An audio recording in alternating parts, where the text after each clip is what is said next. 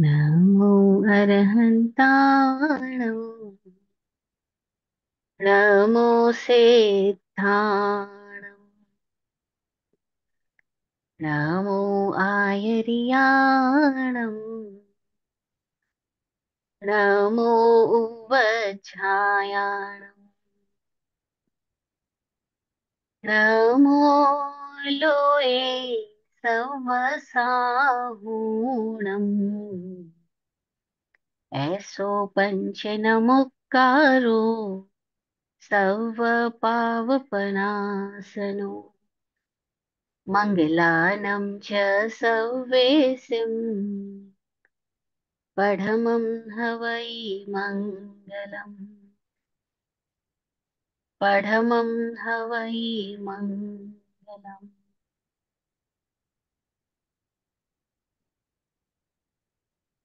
गुरु के ज्ञान का टीका मेरे मस्तक पे लग जाए। गुरु के ज्ञान का टीका मेरे मस्तक पे लग जाए। मैं ना सोचूं ना कुछ समझूं, मैं ना सोचूं ना कुछ समझूं, गुरु ज़हन में बस जाए। गुरु ज़हन में बस जाए।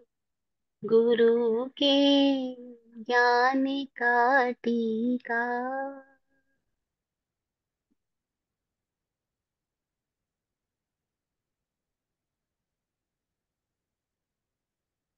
परम तीर्थंकर समण भगवान महावीर स्वामी को भावमय वंदन नमन। चतुर्विद तीर्थ को प्रणाम। बोधि प्रदाता, दृष्टिदाता, आत्मज्ञानी पूज्य श्री विराट गुरु जी को सतत नमन।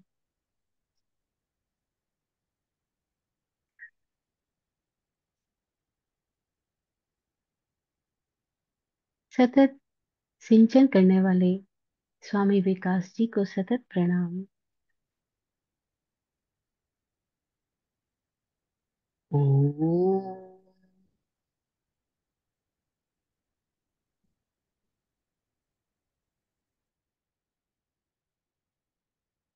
ओम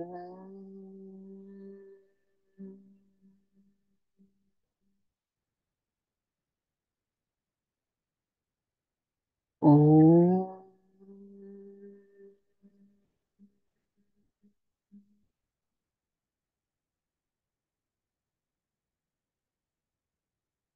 सिद्धा सिद्धिं मम दिशन्तु, सिद्धा सिद्धिं मम दिशन्तु, सिद्धा सिद्धिं मम दिशन्तु।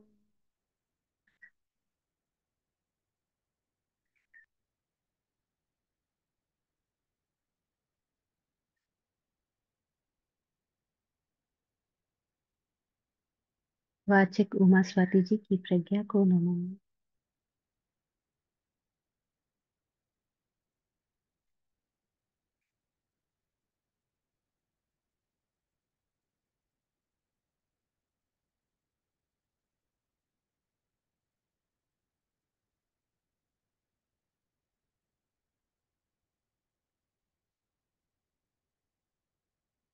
जय हो।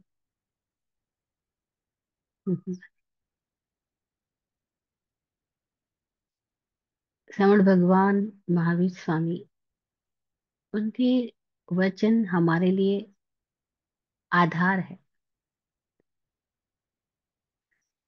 उनकी वाणी जो भी हमें मिली, शास्त्रों सूत्रों के माध्यम से, ग्रंथों के माध्यम से, गुरु भगवंतों के माध्यम से, उनकी वाणी ने हमें जीवन को समझने और जानने की दृष्टि प्रदान करे। जीवन को समझने के जागृत तरीके भी है, जहां व्यक्ति अपने आप को जागृत रखता हुआ अपने चारों ओर की घटनाओं और अपने साथ होने वाली हर घटनाओं के बीच बोधपूर्ण जीता है, तो वैसे भी उसे समझ आने लगता है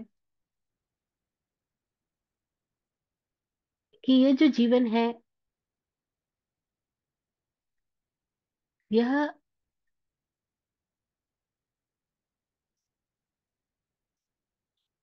असंस्कृत है। जैसा हम सोचते हैं वैसा ही होता, वैसा नहीं है। वैसा भी होता है और उसके बियॉन्ड भी होता है। वैसा भी हो सकता है और उसके बियॉन्ड, उसके पार कुछ और भी हो सकता है। और जितना हम लिमिटेड समझते हैं उतना नहीं है, कुछ और है। और जो दिखलाई पड़ रहा है उतना नहीं है, जो हमें नहीं दिखलाई पड़ रहा है वो बहुत अधिक है। तो हम कैसे समझेंगे इसको? तो हम अपने से ज्यादा ज्ञानी और अनुभवियों के वचनों को आगे रख के जीते हैं, क्योंकि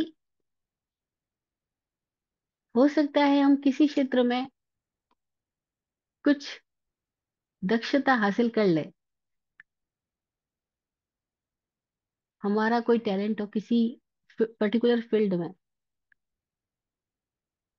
लेकिन वो टैलेंट मात्र हमें सेटिस्फाई नहीं कर सकता।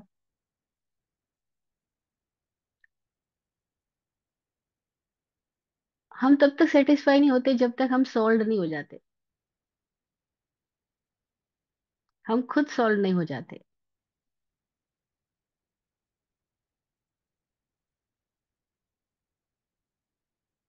अब हम खुद सॉल्व कैसे हो? उसके लिए केवल सिद्धांत पर्याप्त नहीं है, केवल बातें पर्याप्त नहीं है।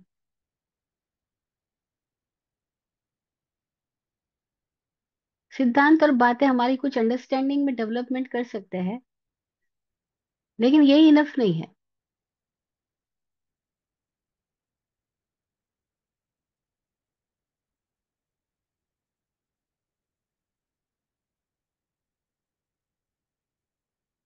स्वामी जी बोलते हैं, खुद को प्रयोगशाला में डाले बिना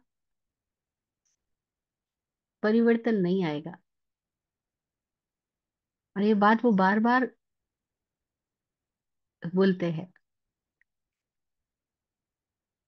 कि किसी भी ज्ञानी के वचन हमारे लिए हाइपोथेसिस की तरह हो सकते हैं, लेकिन जाना खुद को ही होगा।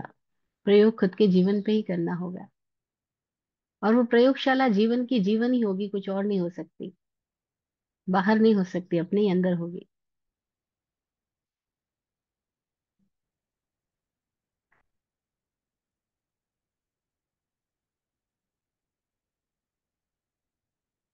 और बस हम सारे लोग प्रयोगशाला में जाने से कतराते हैं, क्योंकि हमारे भीतर एक अननोन का फियर होता है।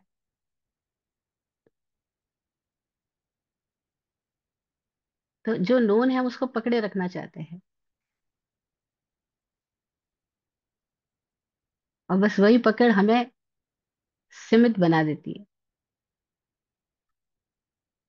श्रमण भगवान महावीर का जीवन देखें, गौतम बुद्ध का जीवन देखें, तो इन लोगों ने क्या किया? इन लोगों ने अपनी नोन की पकड़ छोड़ दी और अननोन में उतर गए।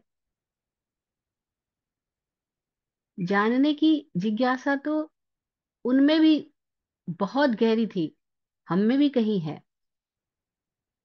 लेकिन उन्होंने अपनी जिज्ञासा को रोका नहीं, हमने रोक लिया है। कैसे रोक लिया?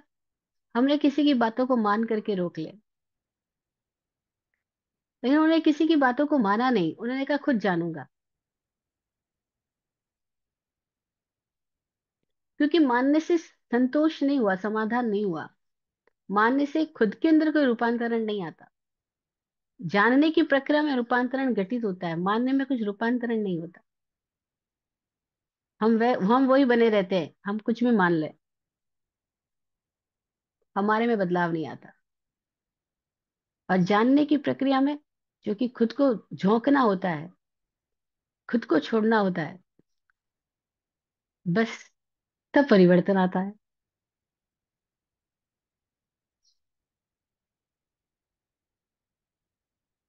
तो समण भगवान महावीर हुए, बुद्ध हुए, कैसे उन्होंने अपने अपने आप को ही झोंक दिया, छोड़ दिया अपने आप को ही, और हर नोन की पकड़ से बाहर जाते गए। इतना गजब किया भगवान महावीर ने। वहां चले गए जहां कोई उनको जान ही नहीं सकता, पहचान ही नहीं सकता। दूर दूर तक ऐसे अनार्य क्षेत्र में चले गए, जहां ये भी ना पता लगे कि कभी ये कोई राजकुमार था, कभी ये कोई क्या था, कोई पहचान ही ना हो। इस हद तक वो अननोन में चले गए।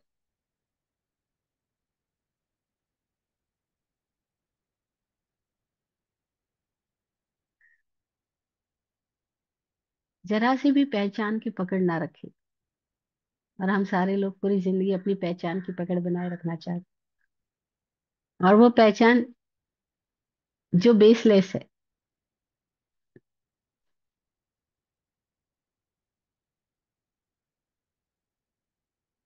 किसी और के मार्फत आ रही है, खुद से है ही नहीं।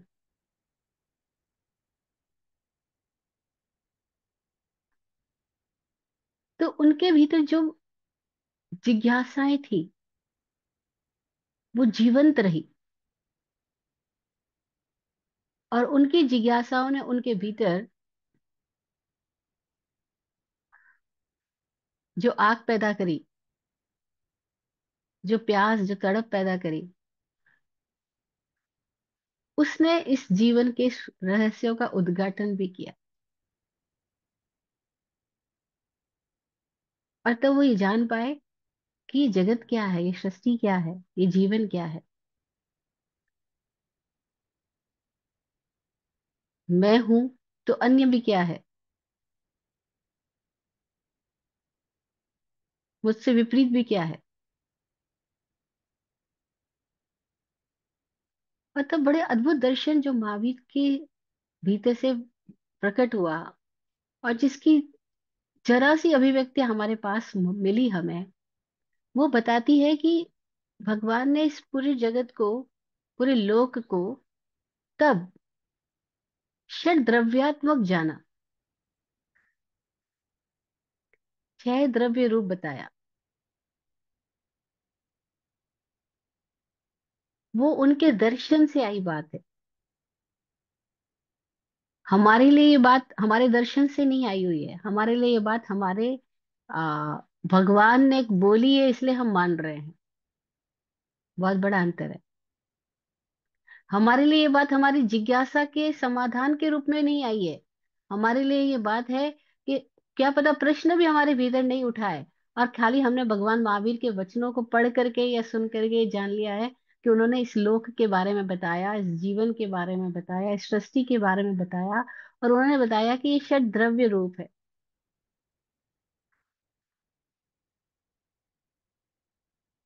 कोई बात नहीं। हम जहाँ खड़े हैं, अपनी सच्चाई को स्वीकार करें कि हमारे पास हमारी कोई ज्वलन जिज्ञासा नहीं है। हमने अपने जीवन को अपनी जिज्ञासाओं की दिशा में झोंका नहीं है। हमने जानने के लिए ज्ञात की पकड़ छोड़ी नहीं है। हम अज्ञात में कूदने के लिए तैयार हुए नहीं है। हम जहाँ है वहां अपनी सच्चाई को स्वीकार कर लेते हैं, कोई बात नहीं, हम ऐसे हैं। तब भी महावीर के वचन हमें क्या मार्गदर्शन दे रहे हैं? वह हमारे लिए एक अभी परिकल्पना है, एक हाइपोथेसिस है। महावीर ने ऐसा बोला है कि षड द्रव्यमयो लोक, ये लोक छह द्रव्य रूप है।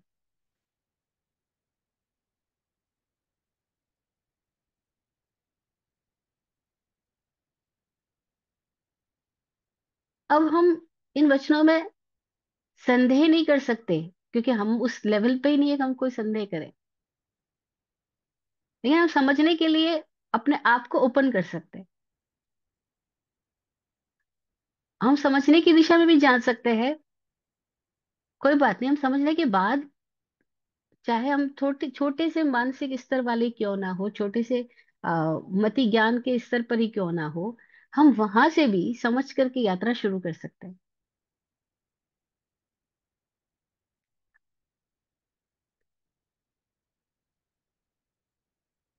वो यात्रा मानने की ना हो, अब भी जानने की हो। सुन करके भी हम खोज करें कि क्या है। तो बड़ी मजेदार स्थिति हमारे साथ भी घटित हो सकती है। और फिर सबकी जिज्ञासाओं का तल अलग अलग है। सबकी जिज्ञासाओं का तल स्तर तो अलग है ही, साथ ही उनके भीतर उठने वाले प्रश्न इतने अलग अलग डायमेंशन वाले हैं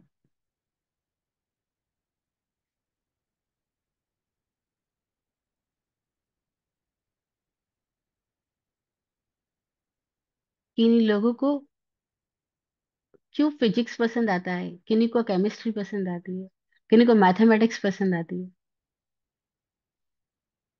कोई क्यों डॉक्टर होने की दिशा में बढ़ रहा होता है, कोई क्यों इंजीनियर होने की दिशा में बढ़ रहा होता है। जिज्ञासाएं सबके अंदर है, लेकिन अलग अलग डायमेंशन में है। और इसीलिए कोई किसी विद्या की दिशा में बढ़ता है, कोई किसी विद्या की दिशा में बढ़ता है। कोई ज्योतिष के माध्यम से इस लोक को जानना चाहता है, कोई भौतिकी के माध्यम से जानना चाहता है, कोई रसायन विज्ञान के माध्यम से जानना, सब अलग अलग माध्यमों से जानना चाहते हैं। लेकिन जानना चाहते जीवन को, जानना चाहते सृष्टि को, जानना चाहते लोक को, जानना चाहते स्वयं को, जानना चाहते दिखलाई पड़ने वाली चीजों को, मैटर को।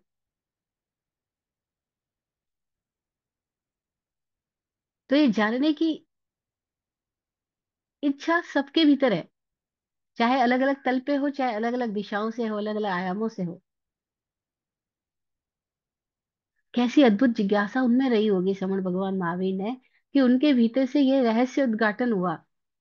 और तब उन्होंने ये अभिव्यक्ति किसी समय दी, और उनके सामने कोई ऐसे लोग रहे होंगे जो ऐसी अभिव्यक्ति भी निकले, अदरवाइज निकलती भी कैसे।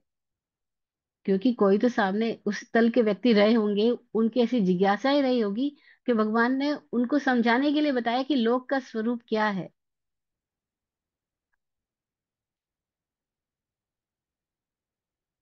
और तब उन्होंने कहा षड द्रव्यमयो लोक, ये लोक 6 द्रव्य रूप है।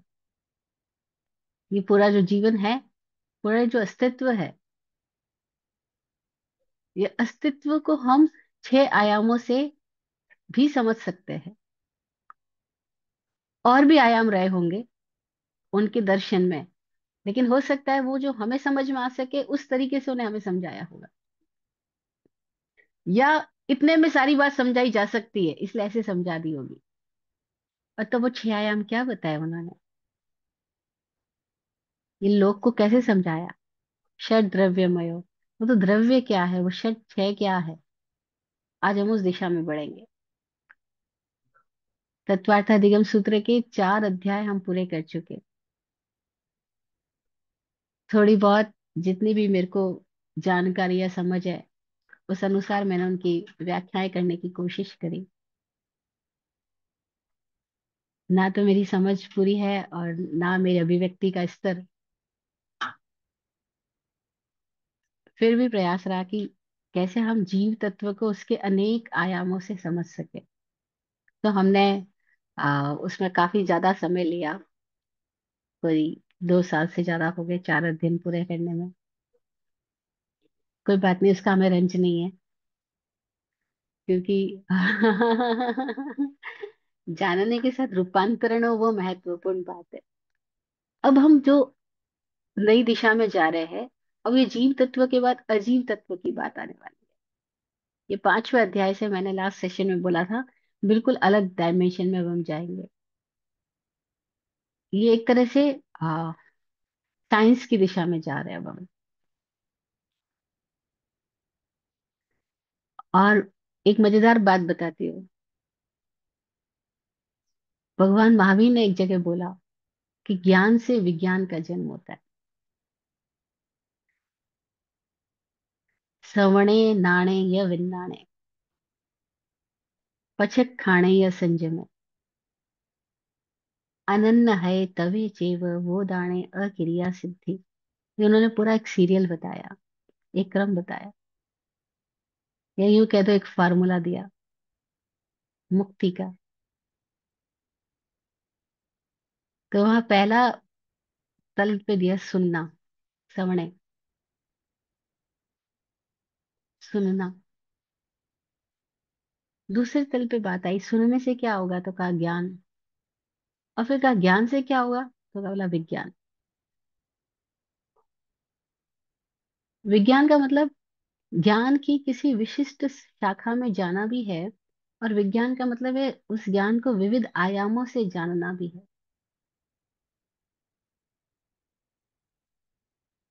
तो जो पहला अध्याय था तत्वार्थ दिगम सूत्र का, वो हमें ज्ञान की दिशा में बता रहा था। देखो पहले अध्याय में हमने मुक्ति का एक अलग ही फार्मूला जाना, अद्भुत फार्मूला, एक तरह से कह दो माइलस्टोन है वो, सम्यक दर्शन ज्ञान चारित्राणी मोक्ष मार्ग। फिर इसी के अध्याय में हमने दर्शन के बारे में, ज्ञान के बारे में, पांच ज्ञान के बारे में सब कुछ भेद प्रभेद से हमने सीखा। अब ये जो पांचवा अध्याय स्टार्ट हो रहा है, ये विज्ञान की दिशा में जा रहा है। सवणे नाणे या विज्ञान, ये हमें विज्ञान की बात बता रहा है कि ये जो अजीव काया है, अब जीव का विपरीत क्या है, अजीव है।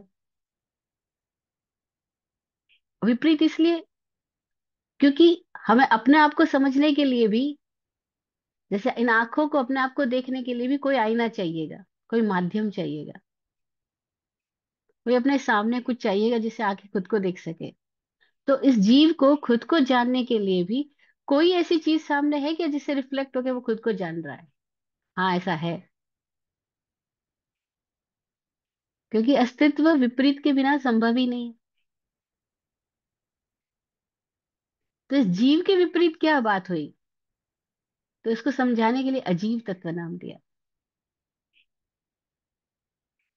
अब ये जो अजीव काया है, अजीव तत्व है, जीव काया को हमने कई तो रूपों में जान लिया ना, उसकी गति, काया, लिंग, भेद प्रभेद, सारी बातों में, नरक देवता मनुष्य तिर्यंच, कितने सारे आयामों में हमने 4 चैप्टर तक में बात करी है। अभी अजीव काया की बात चलने वाली है। तो पांचवा चैप्टर जो है वो अजीव तत्व की व्याख्या कर रहा है, और उसका पहला सूत्र जो है वो कह रहा है अजीव काया धर्मा धर्माकाश पुद्गला। कि जो अजीव काया है वह धर्म, अधर्म, आकाश और पुद्गल रूप है।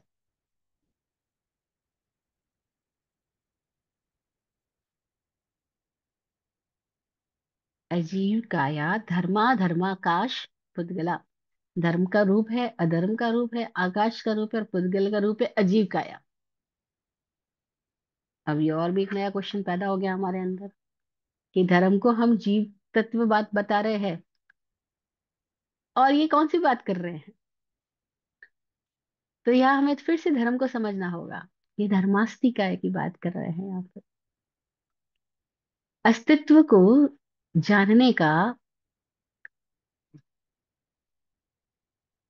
एक आयाम धर्मास्तिकाय है, एक आयाम अधर्मास्तिकाय है, एक आयाम आकाशास्तिकाय है, एक आयाम पुद्गलास्तिकाय है। ये चार की बात इस पहले सूत्र में कही, अजीव काया धर्मा धर्माकाश पुद्गला।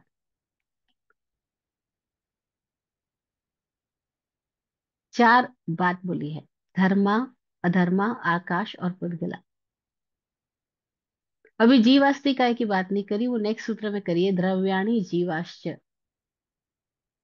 ये द्रव्य है और जीव भी द्रव्य है।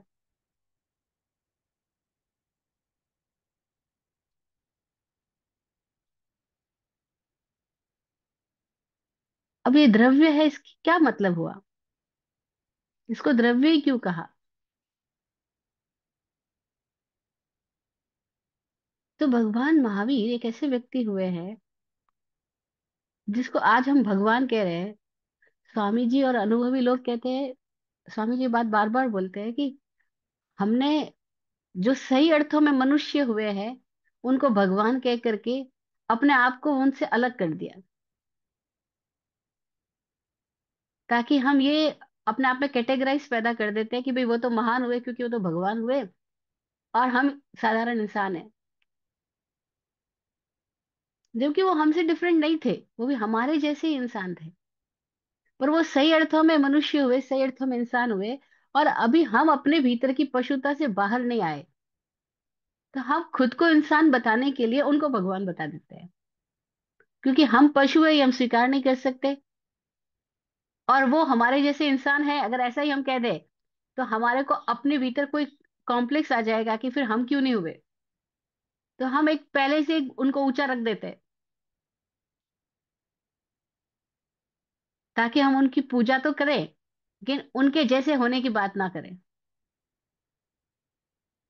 तो ये मनुष्य अपने अहंकार को बचाने के लिए कितने सारे उपाय बना लेता है, बहाने बना लेता है। उसमें ये उन्होंने एक बहुत बड़ा बहाना हमारे भीतर बचपन से पैदा कर दिया कि वो तो भगवान है और हम इंसान हैं। अब हम छूट गए।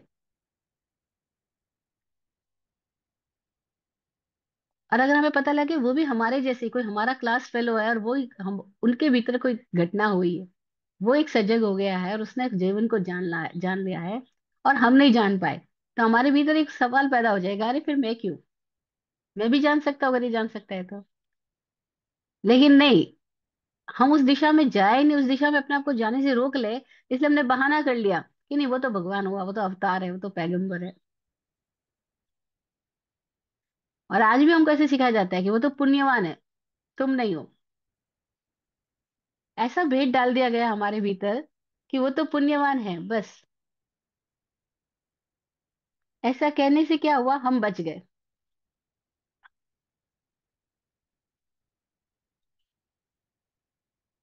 और हमने अपने आप को बचा के क्या पा लिया, अपनी हम खोल में कैद हो गए। हम अपनी खोल से बाहर नहीं आना चाहते, इसलिए हमने बहाना बना लिया। तो सही अर्थों में वो महावीर जो हुए उनको भगवान नहीं कह के उनको एक साइंटिस्ट है वो अंतर जगत से साइंटिस्ट हुए। उन्होंने अपने आप को अपने में भीतर में जान लिया है। और तब उन्होंने बताया कि अजीव काया धर्मा धर्माकाश पुद्गला, ये जीव भी है और अजीब भी है, और ये अस्तित्व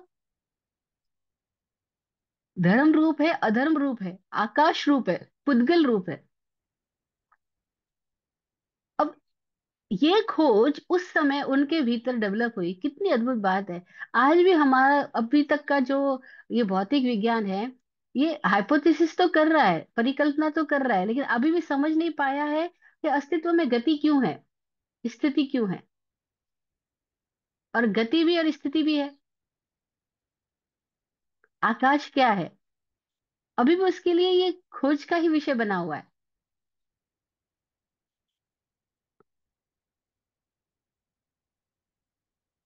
डार्विन बोल रहे हैं विकास का सिद्धांत, थ्योरी ऑफ इवोल्यूशन।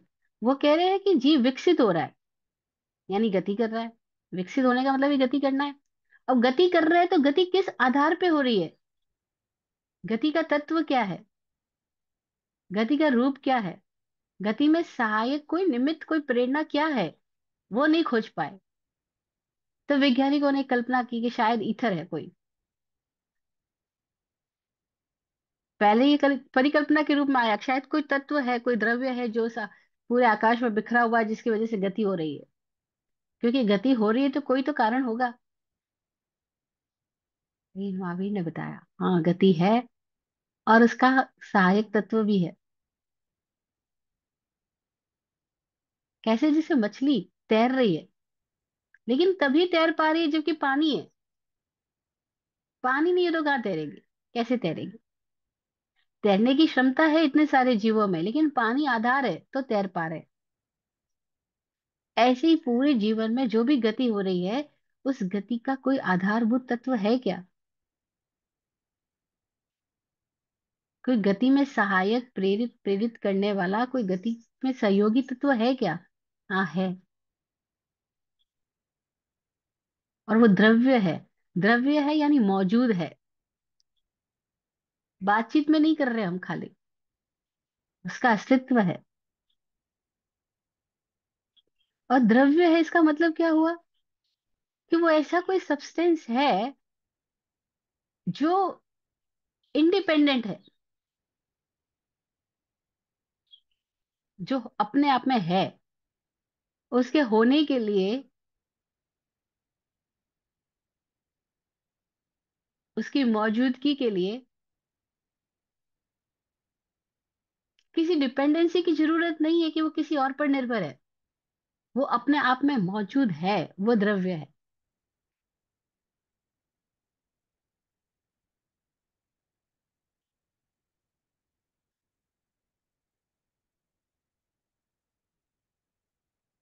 जिसको भगवान महावीर ने द्रव्य नाम दिया। और द्रव्य का मतलब एक और अद्भुत बात है, जो द्रव्य शब्द बना है, वो जिस धातु से, ध्रुव धातु से बना है, वो ध्रुव धातु बोलती है द्रवति इति द्रव्यम।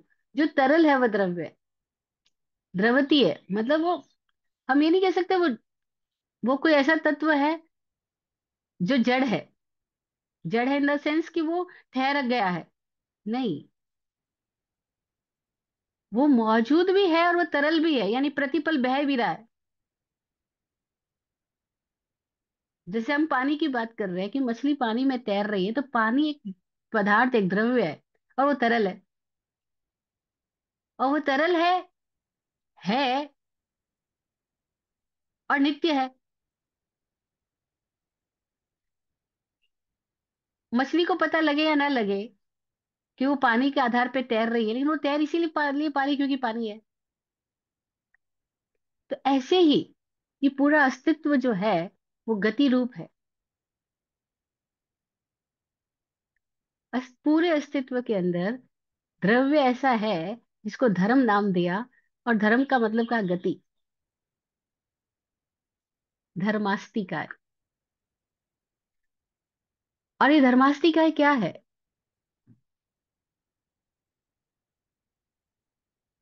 यह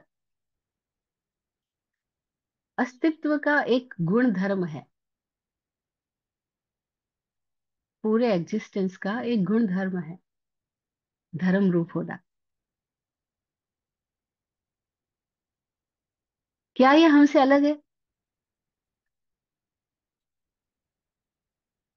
क्या ये हम ही है?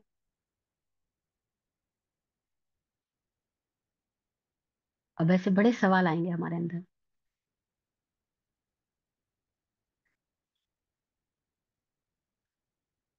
हम इसको अपने अनुभव से भी जान सकते हैं। हाँ, जान सकते हैं। क्योंकि जब भगवान महावीर ने जाना तो अपने अनुभव से जाना और बताया। उन्होंने नहीं कहा कि इस दुनिया को ईश्वर ने बनाया है, परमात्मा ने बनाया है। ऐसी कोई काल्पनिक बात में नहीं गए महावीर। उन्होंने कहा ये जो पूरा अस्तित्व है वो है, और किसी का बनाया हुआ नहीं है।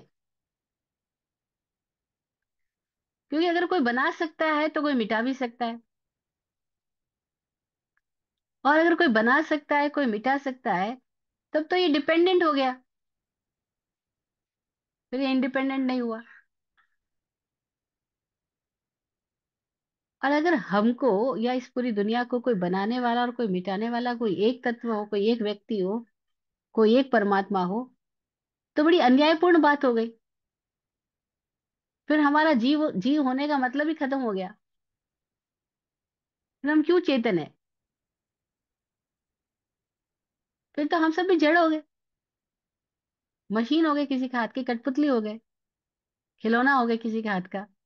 वरना जब चाहे तब खिलौना बना दिया, जब चाहे तब खिलौना तोड़ दिया। नहीं नहीं, ऐसा नहीं है।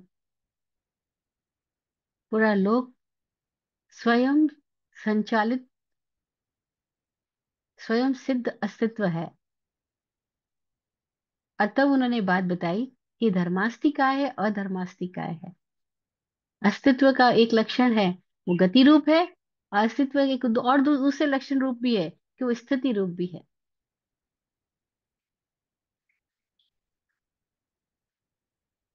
अगर आइंस्टाइन को भगवान महावीर के बारे में और उनके इन सिद्धांतों के बारे में पता होता तो शायद उसको अद्भुत दृष्टि मिलती कि वो जिसको द्रव्य की खोज कर रहा है, वो जिसको द्रव्य कह रहा है, वो बात भगवान ने किस तरीके से बताई है।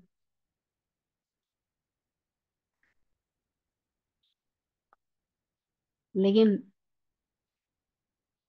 महावीर की बात को हम जैन लोगों ने एक अलग ही दिशा में मोड़ लिया। हम जानने की दिशा में गए ही नहीं, हमने इनको एक सिद्धांत बना लिए, मान्यता बना ली, सूत्र पाठ पाठ बना लिया, रट लिया, तोते की तरह रट लिया और रिपीट भी कर लिया। लेकिन हम कभी इसको अपने अनुभव से जाने ही नहीं। इसीलिए हम जो सो कॉल्ड जैन कहलाते हैं, हकीकत में हमने ही इस धर्म को नहीं समझा। या यूं कह दो, हकीकत में हम ही जैन नहीं हुए। और इसकी वजह से जैनों की जो छवि पूरे बाहर दुनिया में है, वो, और जैनों के अपने भीतर भी है, वो खाली त्याग, तपस्या, उपवास करना, बस उतने अर्थों में ही रह गई। त्याग करना, बस। इन्होंने अपने आप को केवल कुछ कर्म कांड, कुछ चरित्र की घटनाओं में अपने आप को इतना महिमा मंडित कर दिया कि जो एक्चुअल जैन दर्शन जो है, उस उस दिशा में तो हम कभी गए ही नहीं। अरे बहुत। हाँ, एक तरह से देखा जाए तो खेद की बात है कि जैन धर्म को खराब जैनियों ने ही कर दिया। जैन दर्शन का करप्शन जैन लोगों ने ही किया, और पूरी तरह से किया। और जैन जैन रहे ही नहीं। एक अर्थों में वो खत्म हो गए, खत्म प्राय हो गए। क्योंकि ये दर्शन तो जानने की बात करता है, अनुभव की दिशा में जाने की बात करता है, खुद को उगाड़ने की बात करता है।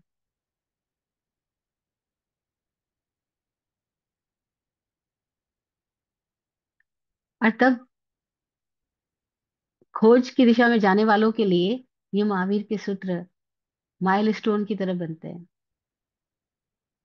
कि हाँ, हम जाके जान सकते हैं कि क्या धर्म है, क्या अधर्म है।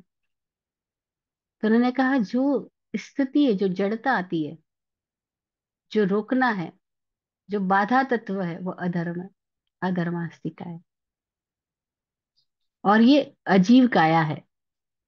धर्म, अधर्मा, काश, आकाश। आकाश यानी ये चार ओर का जो विस्तार है। और पुद्गला, इस आकाश में मौजूद जो दिखलाई पड़ने वाला पदार्थ है, वो जो प्रतिक्षण हो रहा है और मिट भी रहा है, खुद ब खुद जुड़ भी रहा है और जुदा भी हो रहा है, बादलों की तरह। ये पुद्गल रूप है। तो पहला सूत्र है, अजीव काया, धर्मा धर्माकाश पुद्गला। ये अजीव काया है, धर्म, अधर्म, आकाश और पुद्गल। और ये द्रव्य है। द्रव्य का मतलब मौजूदगी है, सब्सटेंस है।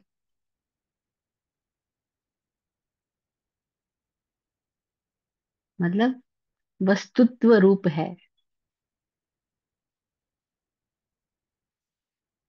खाली हवा की बात नहीं है। बोलते ना हवा हवाई, ऐसी बातें कर रहा है। नहीं, हवा हवाई नहीं है। है।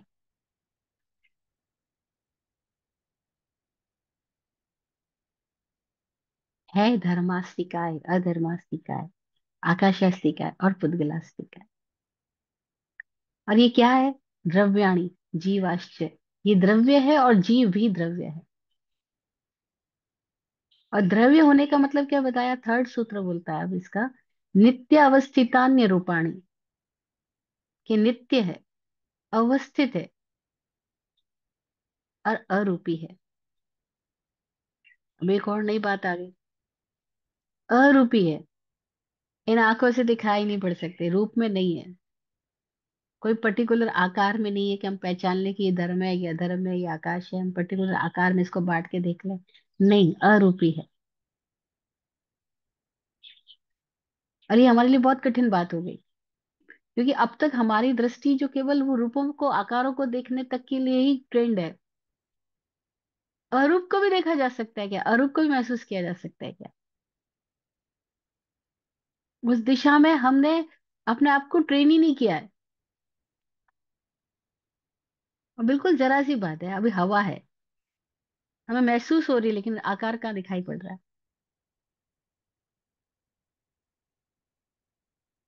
ऐसे ही और भी अनेकों तत्व है जो है, जिनको महसूस किया जा सकता है, लेकिन उसको आकार में नहीं देखा जा सकता। तो क्या है, नित्य अवस्थितान्य रूपाणी। नित्य है, अवस्थित है, अरूपी है। ऐसा नहीं था कि ये कभी नहीं थे या कभी नहीं हो जाएंगे।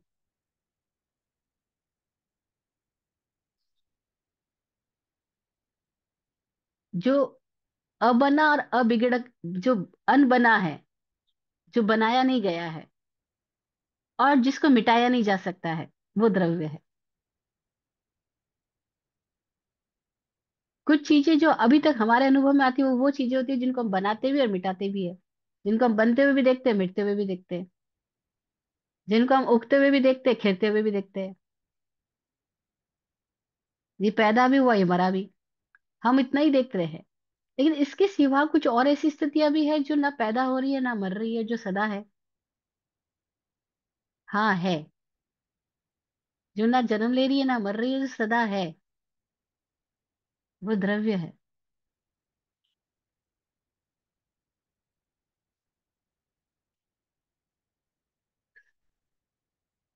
अब ये बातें बड़ी बेबूझ सी लगती है हमको। ऊपर से जा रही है, अरे क्या बातें की जा रही है, कुछ समझ नहीं आ रहा। और नहीं आ सकता, क्योंकि हम कोई नर्सरी के क्लास के स्टूडेंट हो, और हमारे सामने कोई सिक्स क्लास की कोई किताब खोल के पढ़ाने लग जाए, तो हमको सुनाई पड़ते हुए भी अंदर कुछ नहीं जाएगा। हमको कुछ समझ नहीं आएगा, मतलब कुछ बोल तो रहा है टीचर, लेकिन क्या बोल रहा है कुछ नहीं पता हमको। क्योंकि हमारे भीतर वो ना प्रश्न पैदा हुआ है, ना हमारा वो तल, उस पे हम कोई डेवलपमेंट है हमारा, हम कैसे समझेंगे उन बातों को? तो ये सूत्र भी कुछ ऐसे ही है।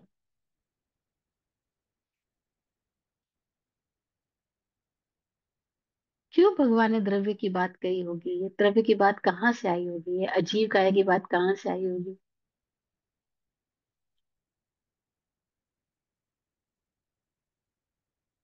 अकारण नहीं आई। और जब उन्होंने अपने आप को जाना, तो उसके साथ ही पहचाना कि जो पूरा लोक है वो क्या रूप है,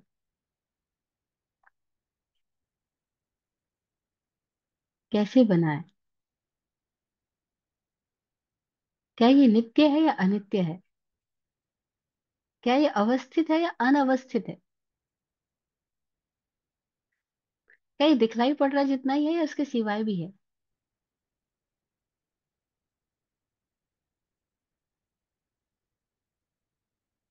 क्या केवल चेतन रूपी है या जड़ रूपी है?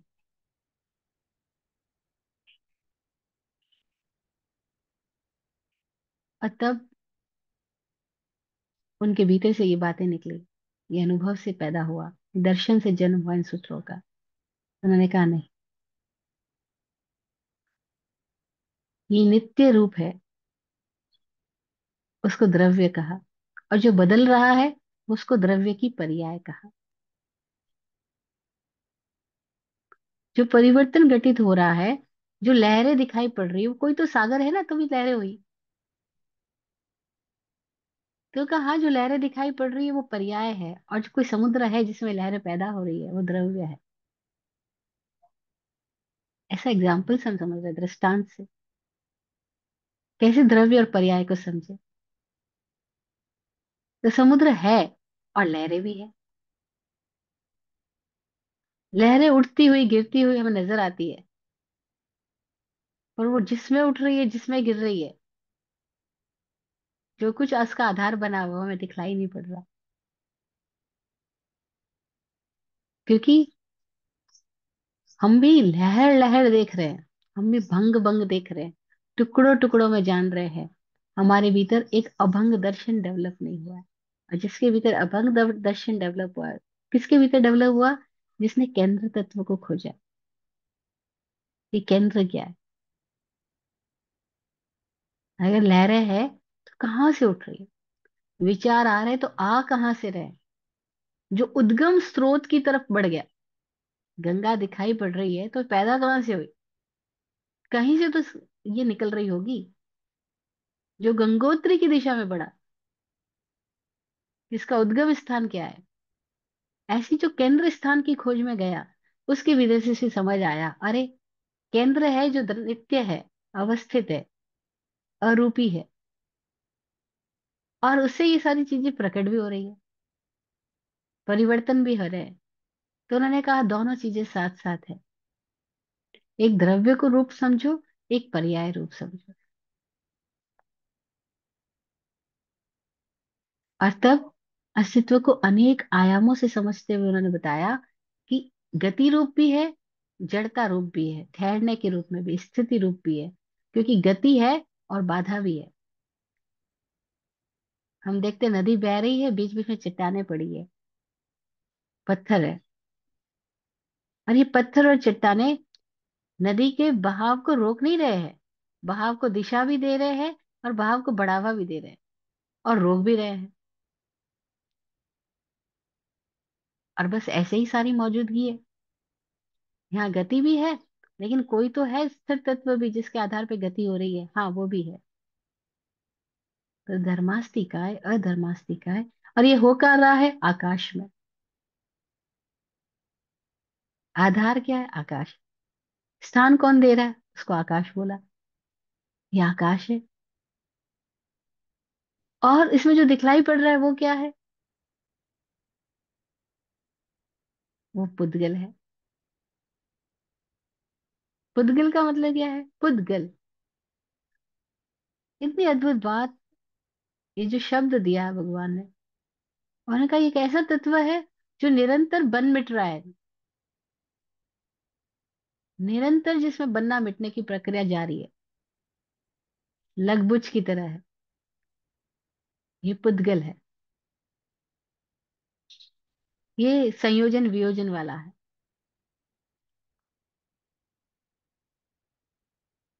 और इन सबको जान कौन रहा है? वो जीवन है, जीव है। तो ये द्रव्य, द्रव्याणी जीवाश्च, ये द्रव्य है और जीव द्रव्य है। और ये द्रव्य का स्वरूप क्या है? तो बताया नित्य है, अवस्थित है, अरूपी है। नित्यावस्थितान्य रूपानी। फिर सारे अरूपी नहीं है, तो चौथा सूत्र दिया, रूपी न पुद्गला। पुद्गल रूपी है। जो दिखलाई पड़ रहा है वो पुद्गल है, वो रूपाकार वाला है। वो हमारी सेंसेस में आ सकता है, सेंसेस के थ्रू जिसको जाना जा रहा है। रूपीण पुद्गला। बस अभी बात यहीं रखती हूँ। और भी इसके आयाम है, गुण धर्म है, अनेकों दिशाएं हैं, उनको हम फिर समझेंगे। यही काफी हैवी हो रहा है अभी।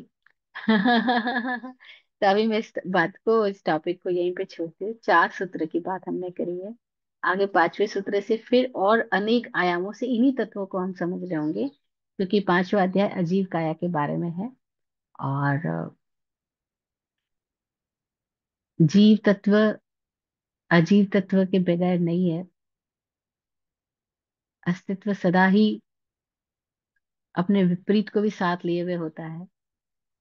दिन है, रात है ना, मिलन है, जुदाई है, कैसे सब एक साथ जुड़े हुए हैं। पैदा होना है, मरना है, सब जुड़े हुए हैं।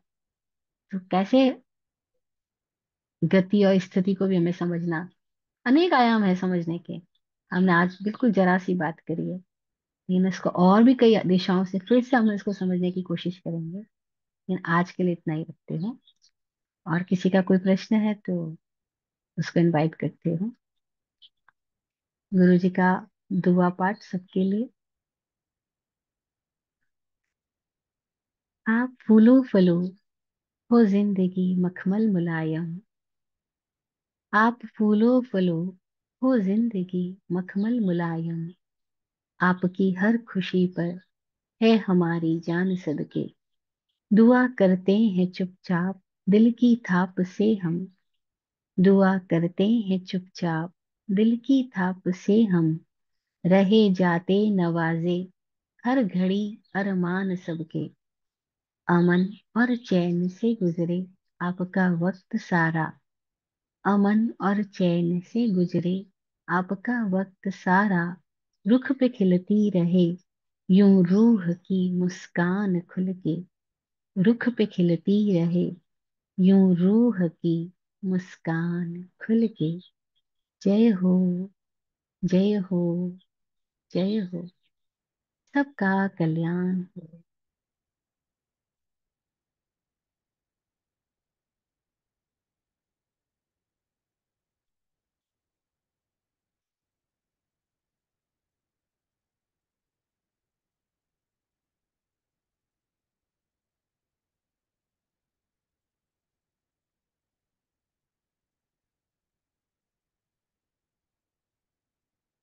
ओम शांति।